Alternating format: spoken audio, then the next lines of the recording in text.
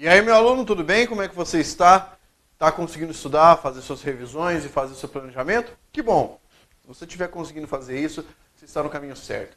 Nós vamos começar agora mais uma aula de língua portuguesa, tá? Trabalhando agora com as partes mais específicas de interpretação. Como assim? Vou falar para você sobre interpretação de textos, tá? Então essa parte que se segue tem a ver com construção do texto, com análise textual, com algumas coisas que as bancas podem cobrar. Entenda, a parte de interpretação de texto é tão longa quanto a parte de língua portuguesa em geral, tá? Então, na verdade, interpretação de texto é uma disciplina que exige muito de você, você vai estudando, vai aprendendo e principalmente vai praticando cotidianamente a interpretação. Não é uma coisa que você vê uma vez só e deixa, tá? Não, ela tem que ser ali, ó, constantemente estudado. Bem, nós vamos fazer isso a partir de agora, tá? Vamos trabalhar com interpretação de textos de uma maneira simples, leve e tranquila, para não te dar muito trabalho. Primeira coisa que nós temos que saber: quais são as características fundamentais dessa disciplina? Ó, aprenda uma coisa: interpretação de texto sempre está presente nas provas. Você sempre tem uma questão de interpretação. Usualmente, você tem um limite, né? 4 ou 5 questões. Mas isso depende do tipo de prova. Por quê? Porque assim, ó, vou dar um exemplo para você. Existe uma banca no Brasil chamada Fundação Carlos Chagas. As provas da FCC costumam ser assim: uma prova só de interpretação, de repente, outro concurso, gramatiqueiras. Como assim, professor? Você tem uma prova com um texto e as questões apenas de interpretação sobre esse texto e outras duas provas que a banca realiza, ela coloca um pouquinho de interpretação e, ó, muita gramática. Geralmente é assim, 2 para 1, certo? 2 provas com muita gramática para uma com muita interpretação. Pablo, isso é só nessa banca? Não. Usualmente, algumas bancas que são atreladas a concursos não tão grandes, de repercussão não tão, digamos, popular, tá? São bancas menos, vamos chamar assim, de menos concurseiras do que as demais. Posso citar bancas das universidades do sul do Brasil, essencialmente, ou algumas universidades aí que não costumam fazer muitas provas de concurso público, fazem uma vez ou outra. Pois bem, aí daí elas têm uma tendência a cobrar uma prova, uma avaliação mais parecida com um exame vestibular, em língua portuguesa, pelo menos, o que eu quero dizer. Que daí foge um pouco ao princípio do conhecimento gramatical e aí fica um pouco mais ancorado no princípio de interpretação de textos, de leitura e reconhecimento dos textos. Mas, enfim, 4 ou 5 questões nós tivemos uma prova regular. Agora, para que você saiba, interpretar textos depende da competência leitora, tá? E essa competência leitora depende essencialmente do hábito de leitura. Você tem hábito de ler? Ah, eu tenho, professor. Eu leio a parte de direito, eu leio a parte específica da minha prova. Não, mas não é isso. Você teve hábito de ler durante a vida inteira, até agora? Não, professor, eu lia na marra. O professor mandava eu ler, por exemplo, um livro de literatura, eu corria pegar o resumo, porque era mais fácil e eu não tinha saco para ficar lendo aqueles livros com palavras difíceis. Pois bem, então você prejudicou a sua competência leitora. Você teve uma má formação leitora. Não porque as pessoas não te influenciaram, mas porque você não quis, então. Tá? Então nós temos que entender. Existem 3 níveis de competência leitora. Tá? O que é isso, competência do leitor? A sua capacidade de ler. Então nós temos aqui um leitor competente, o semicompetente e o incompetente. O que é um leitor competente? É aquele que consegue ler o texto, compreender a mensagem. O que eu quero dizer com isso? Compreender o que está escrito no texto e, daquela mensagem, ele consegue tirar conclusões. Ele consegue capturar elementos que estão na superfície do texto e nas entrelinhas do texto. Ou seja, ele é um leitor hábil. O que é um leitor semicompetente? O leitor semicompetente é aquele que lê as palavras, forma as frases, mas ele não tem fluidez leitora. Ele lê como se ele fosse uma espécie de criança. Como assim, professor? Ele lê assim: características, sempre presente nas provas. 4 ou 5 questões. Depende do hábito de leitura. Competência do leitor. Se você é uma das pessoas que leem dessa maneira, então você tem vários problemas, né? Você é um leitor semi-competente, porque você não tem fluidez para ler uma frase completamente. Então, para abstrair os sentidos, que a conclusão, uma informação, essencialmente, isso é uma abstração leitora.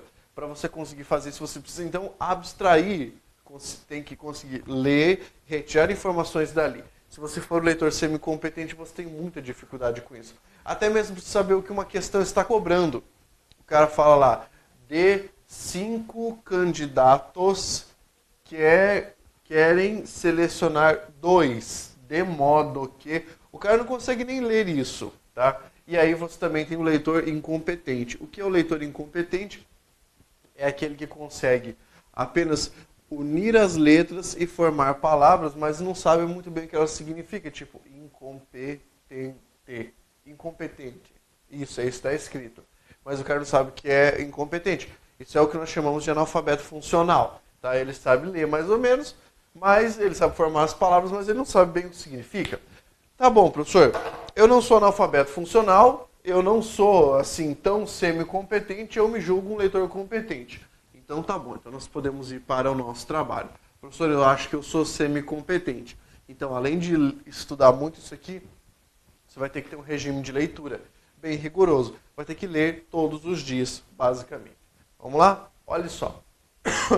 Alguns editais pedem para que você saiba distinguir a diferença entre linguagem verbal e linguagem não verbal.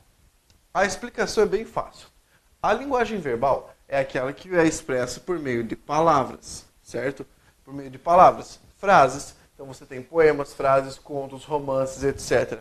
É aquilo que você verbaliza.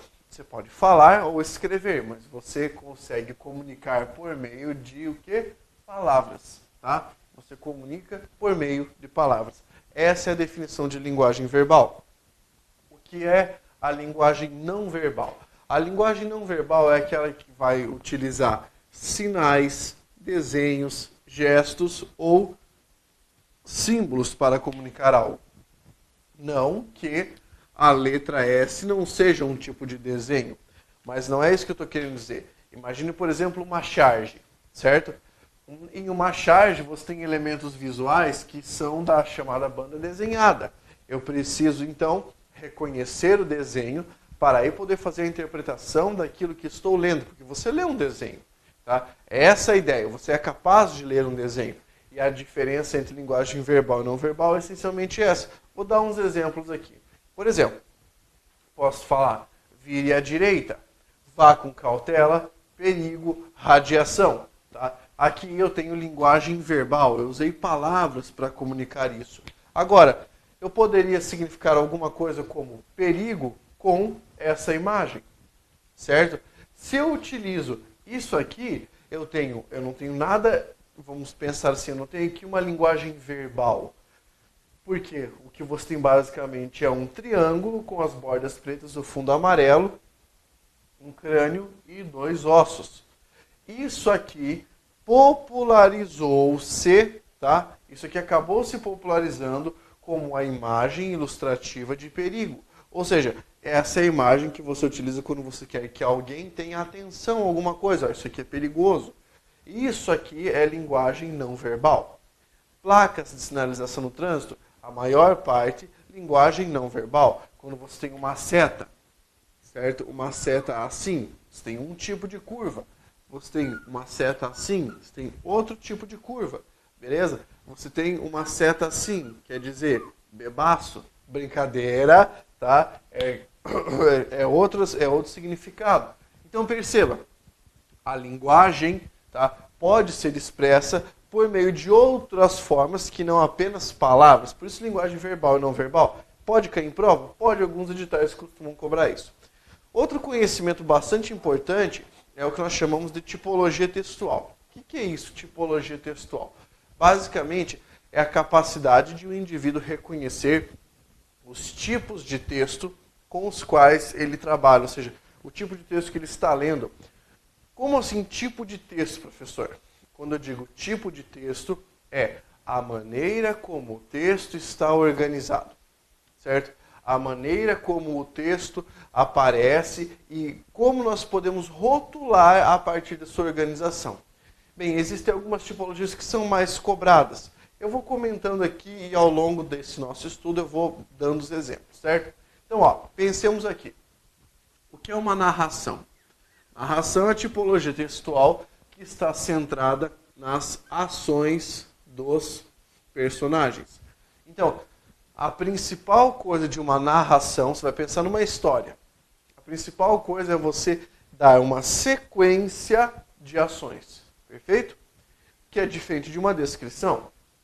A descrição é uma tipologia textual que está calcada, tá, em apresentar características de alguma coisa ou de alguém. Características, qualidades, certo? E aqui nós temos essa ideia fundamental. Descrever, mostrar como é, quais são as características.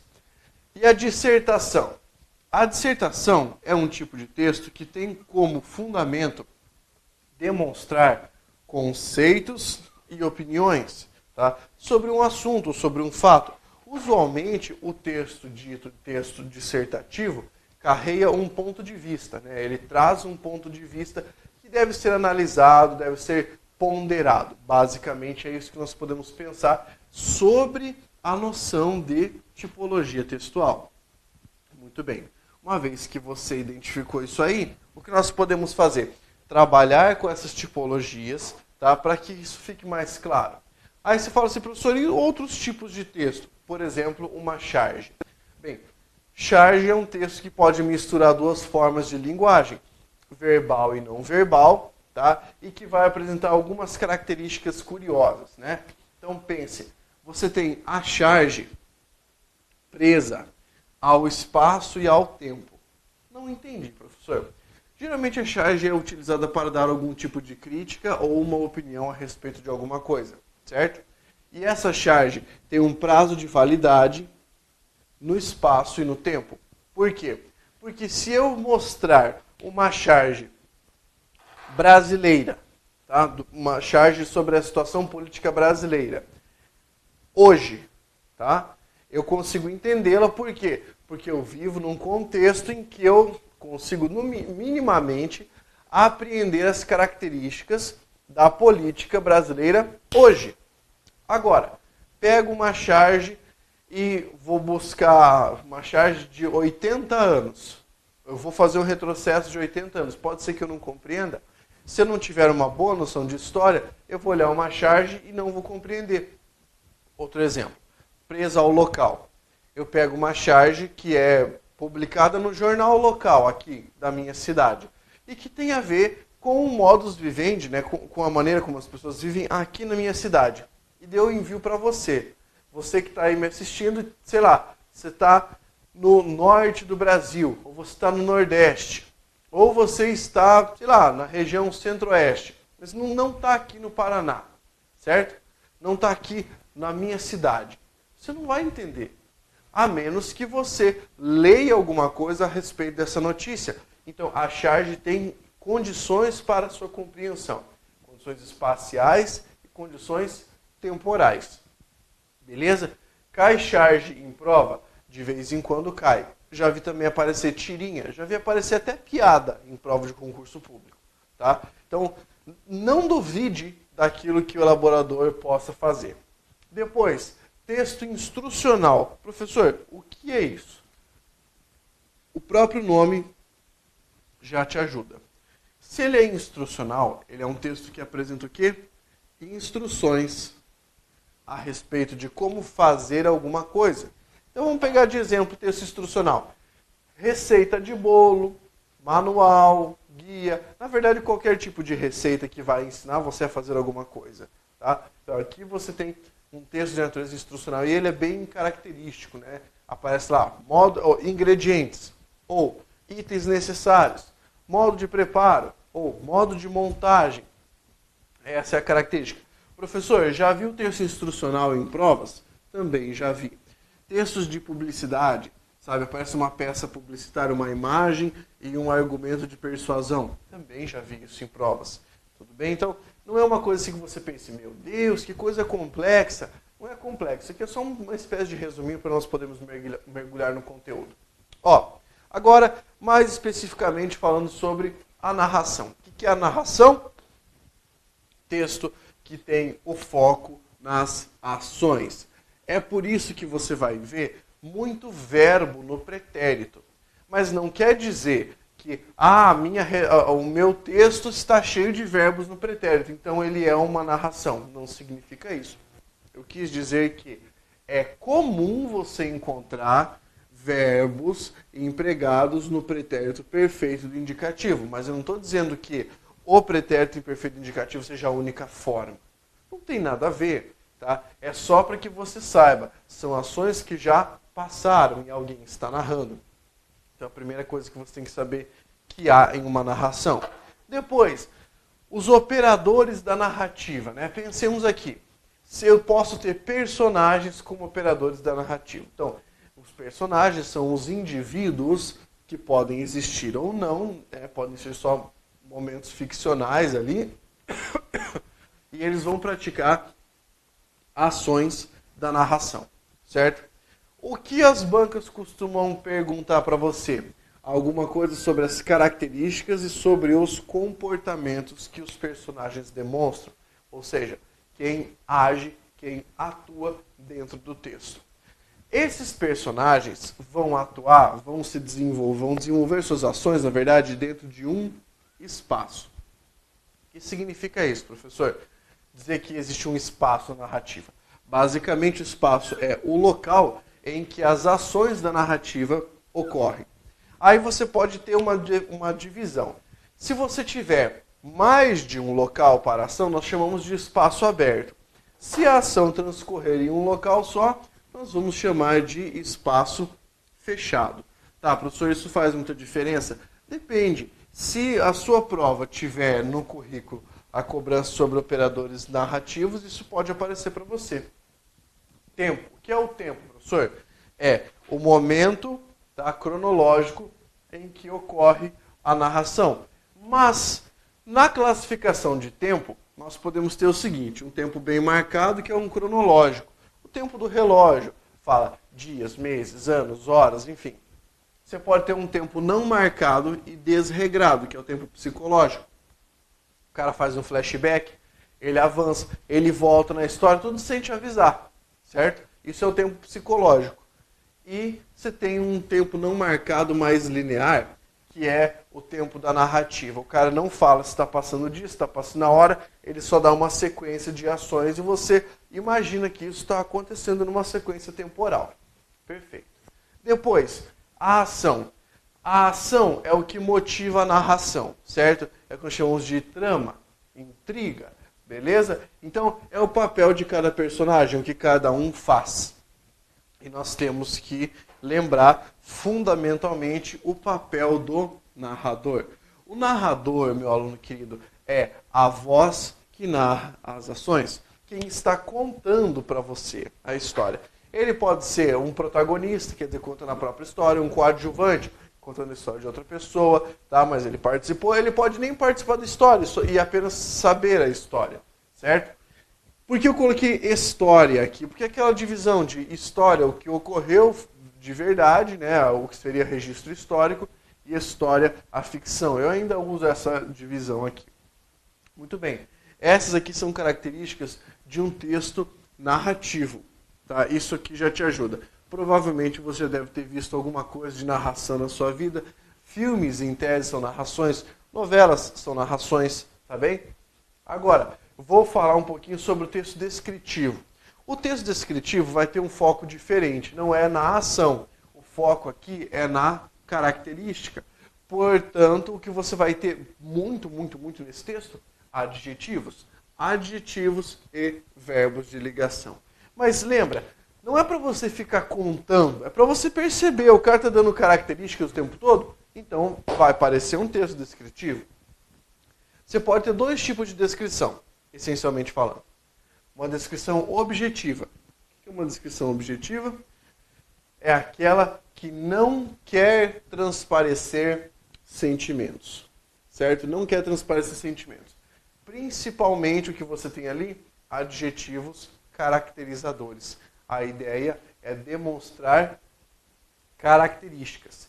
É mostrar para o leitor quais são as características daquilo. Por isso que nós dizemos que os adjetivos que aparecem são adjetivos objetivos. Eu vou tentar te mostrar um texto essencialmente descritivo aqui. Imaginemos que eu tenho que descrever um produto, tá? Então, olha só. Eu tenho aqui, esse é um texto descritivo. O que é isso, professor? Isso é um texto descritivo de sapato. Peguei um texto de uma descrição de um sapato e coloquei aqui, ó. Veja, isso é um texto descritivo. SKULU08, papapá, isso é como se fosse uma referência dele. Modelo de sapato, Lucas Salvatore 3090. Material externo, verniz. Material interno, sintético. Externo da sola, borracha. Cor, preto. Entendeu? Isso aqui é um tipo de texto que eu ressalto características. Categoria, calçados masculinos, sapato social sem cadarço. Entendeu? Veja, não tem nada de sentimento aqui. A caracterização é uma caracterização puramente objetiva. A minha intenção é demonstrar para o cara objetivamente a característica do produto, nesse caso, um sapato. A diferença de uma caracterização objetiva para uma subjetiva. Numa subjetiva, o que é que nós temos? Tem que demonstrar para ele, então, os sentimentos, certo? Sentimentos, ou ainda as emoções que eu sinto. Então, eu vou utilizar adjetivos qualificadores. Para isso, eu peguei um trecho de texto. Tá? Atenção, esse trecho de texto é de uma narração, mas não quer dizer que eu não possa ter trechos descritivos em um texto narrativo. Isso é super importante você entender. O texto pode ser híbrido. O que significa isso? Em alguns momentos, ele é narrativo. Em outros, ele é dissertativo. Em outros, ele é descritivo. Nada impede. Se a banca pedir o texto é predominantemente alguma coisa, aí você vai observar o que tem mais. Tem mais narração? Predominantemente narrativo. Tem mais descrição? Predominantemente descritivo. Tem mais dissertação? Predominantemente dissertativo. Isso aqui é um trechinho de texto. Tá? Então, olha só, vamos ver a descrição aqui. Amália seduzia principalmente pela graça radiante e pela viçosa e ingênua alegria que emanava nos lábios vermelhos como nos olhos de topázio, e lhe rorejava a lúcida beleza. Cara, tem adjetivo pra caramba aqui. Radiante, viçosa, ingênua, tá? Vermelhos, olhos de topázio e lúcida beleza. Só em um parágrafo, tá? Agora veja como o cara coloca a opinião aqui. Lúcida beleza, graça radiante, viçosa ingênua alegria. Continuando. Sua risada argentina era a mais cintilante. A Argentina aqui não quer dizer que a mina era da Argentina. Quer dizer que ela tinha um sorriso de prata, tá? Prateado. Por quê? Porque argentino vem de argentum, do latim prata. Beleza? Cintilante, brilhava. Das volatas que ressoavam entre os rumores festivos da casa, onde à noite o piano trinava sob os dedos ágeis da melhor discípula do amor. Então aqui, ó, dedos ágeis, rumores festivos. Vamos continuar aqui. Acontecia-lhe chorar algumas vezes por causa de um vestido que a modista não lhe fizera gosto, ou de um baile muito desejado que se transferia. Mas essas lágrimas efêmeras, que saltavam em bagas dos grandes olhos luminosos, iam nas covinhas da boca transformar-se em cascatas de risos frescos e melodiosos. Isso aqui era o José de Alencar, cara. O José de Alencar, na minha opinião, foi um dos romancistas, um dos autores que melhor, sem brincadeira, ele foi um dos caras assim, mais importantes, né? Um dos melhores autores. E o cara que escrevia com uma descrição fantástica. Aqui você percebe a intenção descritiva desse cara. Como ele fazia para demonstrar uma descrição, e essa descrição, muito bem feita, extremamente sentimental. Porque ele consegue colocar esse não vou dizer amor, mas ele consegue colocar esse sentimento no texto. Tá? Isso aqui fica muito claro quando você lê um texto do José de Alencar. Qualquer texto do José de Alencar. Ele é muito bom nisso. Tá, vamos pensar assim, na minha prova, professor. Como é que isso costuma cair? Você tem lá um texto, e daí a banca pede para você. o texto é predominantemente narrativo. Ou o texto em questão apresenta trechos narrativos e dissertativos. O texto apresenta trechos, vamos colocar, objetivos e subjetivos. Também pode cobrar de você. Se a prova for um pouco mais complexa.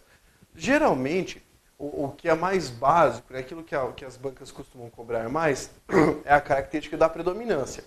Claro, eu te mostrei aqui uma divisão bem breve, bem fácil da tipologia textual. Ainda não mostrei para você a dissertação, que você precisa ver. Por quê? Porque é a principal parte, digamos assim, que dentre as tipologias, é a tipologia mais cobrada.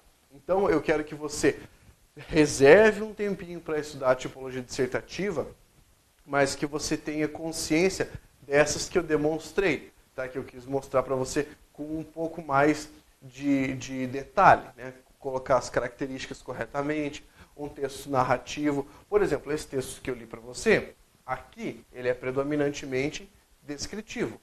Esses 3 parágrafos que eu separei são predominantemente descritivos. Mas se você considerar o livro de que eu tirei, que daí é um livro bem maior, o texto é predominantemente narrativo. Tá? Então, essas formas híbridas convivem bem na língua. E na prova também. Vai do trecho que o elaborador selecionou para avaliar você. E daí ele pode colocar ali 4 ou 5 perguntas e mais algumas gramaticais. Tudo bem? Bem, respire fundo, que essa é a primeira parte da interpretação de texto. Nós primeiro precisamos ver outros elementos necessários a isso. Lembrando que a interpretação de texto que você está vendo aqui é a interpretação de texto básica. É aquela que você tem em qualquer tipo de prova. Tá? Você não precisa se aprofundar muito nessa parte. Agora, depende, se você tiver uma prova mais interpretativa, a minha recomendação é que você pegue e estude muito mais a parte de interpretação. Ok? Continue estudando. Força, guerreiro!